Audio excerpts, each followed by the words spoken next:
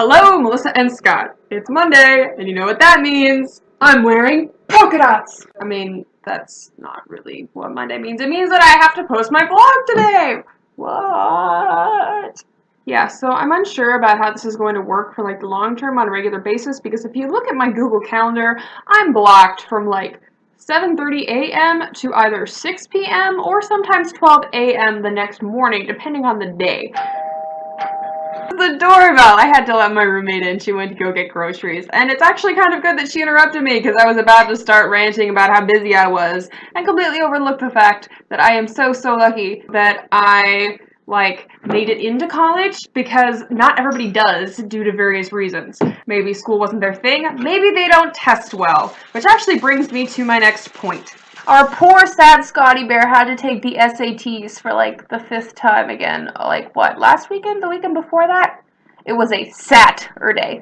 That kind of test is called a standardized test, which means that across the board, everyone gets the same questions regardless of what knowledge they have been exposed to, in order to be used as a diagnostic tool or to predict the readiness of an individual to go to college. Total and complete horse hockey, by the way, because I could do very well in high school, but go to college and find it a wildly different experience, because there are all sorts of other things going on. So, Scott, congratulations, you just contributed again to the egregious standardized testing system. Now that I'm done lecturing Scott, I'm going to start talking about school some more. In one of my education classes last term, we learned that in-class assessments can be broken down into 2 different kind of categories.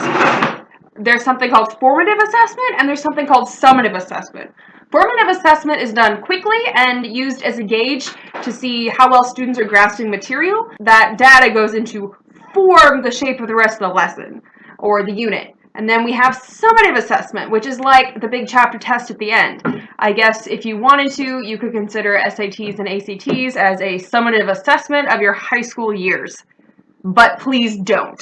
I say this because not everybody tests the same way or thinks the same way or learns the same way. So there are a lot more accurate ways to show what people learn and how well they have learned it that do not require filling in bubbles. For example, our school got laptops with a 1-to-1 program my sophomore year in school, and one of the programs that came preloaded on these MacBooks was iMovie.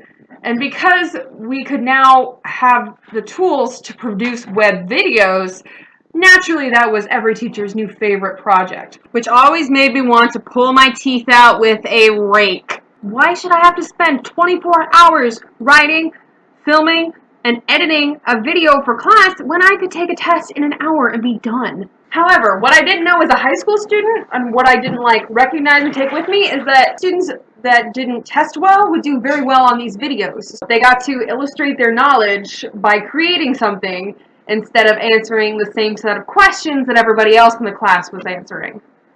Sound familiar? Obviously, Melissa Scott, like most of the people in the education field, I have a healthy distaste for standardized tests.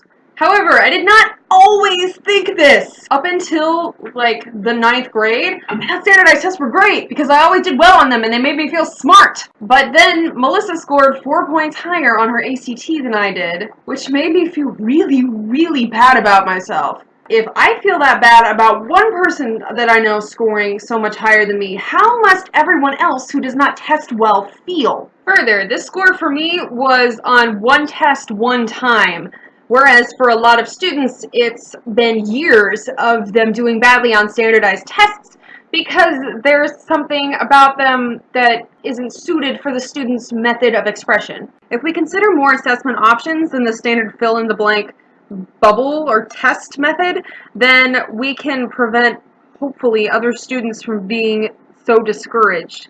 Especially because not everybody comes from a situation like I did, where I was told, it's okay that you scored lower, you're still smart, also you're not allowed to quit school even though you want to, and yes, you really do have to go to college. Which is not the reality for most people. I made it through high school and into college riding on the privilege of having parents who cared about my grades, and also having grown up in what is presumably a similar circumstance as those people who write standardized tests, meaning that our foundation knowledge would be fairly similar meaning that it will be easier for me to take the test than someone whose foundation knowledge was different than my own. Standardized testing can be okay when it's used as like a diagnostic tool or a gauge. It should not be the long-term solution for accountability and things.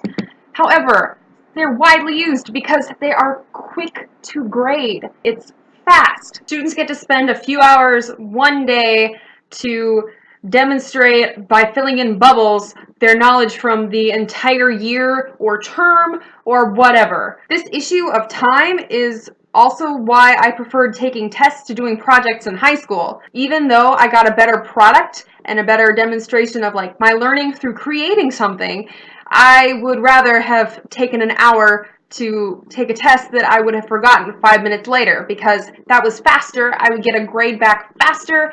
It also required less work, and I didn't have to learn anything new, which is stupid. We go to school to learn, right? Further, aren't assessments supposed to be done to improve student learning? I mean, why not have them learn while they're being assessed? Melissa Scott, that's all I got for today. See you cats later this week. Also, once I got started on my soapbox rant about education and standardized testing and whatnot, I forgot that the original point of bringing all this up was so that I could show you clips of old videos that I had done in high school that I found to be entertaining and a fun flash to the past. I will post those in another video. I'll put a link in the Hamanaha. And yeah, have a good week.